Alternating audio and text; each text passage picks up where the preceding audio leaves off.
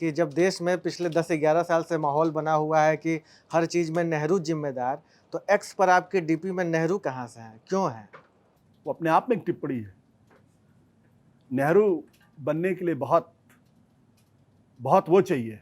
हर ऐरा गैरा आदमी नेहरू नहीं बन सकता। नेहरू अगर नहीं होते तो ये मुल्क लोकतांत्रिक नहीं होता। ये समझना पड़ेगा। उधर कायदे आजम जिन्ना थे, इधर नेहरू थे। और नेहरू का मतलब ये होता है कि पूरी टीम, नेहरू का मतलब सिर्फ नेहरू नहीं, पूरी टीम थी।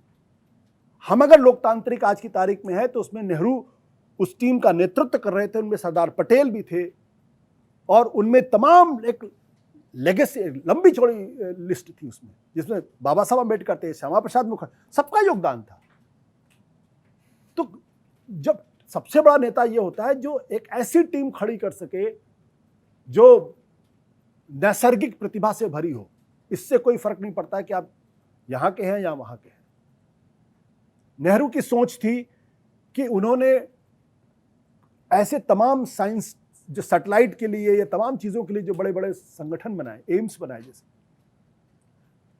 कायदे आजम जिन्ना को देख लीजिए वहां पे क्या हो रहा पाकिस्तान के अंदर। तो ये फर्क है ना। हर आदमी नेहरू नहीं हो सकता और हमें गर्व होना चाहिए। हमारे देश ने नेहरू पैदा किया, हमें इस पर गर्व होना चाहिए। और जिन लोगों को गर्व नहीं है, मैं उनकी अच्छे स्वास्थ्य की कामना कर सकता हूं। इसका मतलब नहीं कि नेहरू की आलोचना नहीं होनी चाहिए, बिल्कुल आलोचना होनी चाहिए। 62 की लड़ाई के लिए आलोचना होनी चाहिए, कश्मीर पॉलिसी की आलोचना होनी चाहिए, लेकिन नेता का जब आप पूरा वो करते हैं तो समग्रता में करनी चाहिए। इसमें मुझे याद आ रहा है, मैंने अमीश आपको बताया भी था कि उस वक्त के बड़े कार्टूनिस्ट थे शंकर।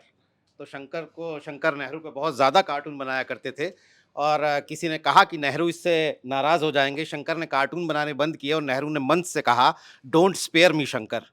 ये उनकी एक कार्टूनिंग किताब का संकलन है। हाँ। नीरज, एक और एग्जाम्पल दे देता हूँ। मुझे लगता है कि ये गांधी के पौत्र या पुत्र थे जो हिंदुस्तान टाइम्स के एडिटर थे। उनकी किताब है, देवदास गांधी है, क्या नाम था उनका, नाम भूल रहा हूँ।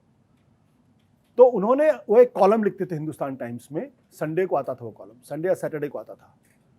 उस एक कॉलम में उन्होंने लिखा कि जवाहरलाल नेहरू अपनी बिटिया को पॉलिटिकली प्रमोट कर रहे हैं, इंदिरा गांधी को प्रमोट कर रहे हैं एज ए उत्तराधिकारी के तौर पर। नेहरू ने उसको पढ़ा, नेहरू को बहुत तकलीफ हुई और नेहरू बहुत टेम्परामेंटल थे, बहुत गुस्सा करते थे। वो बड़े गुस्से में एकदम नथुने उथने उनके फूलने लगे होंगे। तो उन्होंने कहा कि भाई बात कराओ मेरी उनसे बात हुई, उनको चाय पे बुलाया गया, वो आए। तो उन्होंने कहा भाई आपने ऐसा क्यों लिख दिया, कम से कम आप मुझसे बात तो कर लेते एक बार। तो जो संपादक महोदय थे जो कॉलम लिख रहे थे, उन्होंने कहा कि मैंने तो पूरी कोशिश की थी कि मैं आपका वर्जन ले लूं, लेकिन आपके ऑफिस ने तो वो मौका मुझे दिया नहीं। तो मेरे पास जितनी इंफॉर्मेशन थी मैंने उसके आधार पर कॉलम लिखा, अगर आप वर्जन देते तो हम आपका वर्जन भी डाल लेते। नेहरू ने उसी वक्त मौलाना आज़ाद को इंस्ट्रक्ट किया, हर संडे आप इनके साथ ब्रेकफास्ट करेंगे। और वो सिलसिला नेहरू जी की मृत्यु तक के कुछ हफ्ते पहले तक चलता रहा।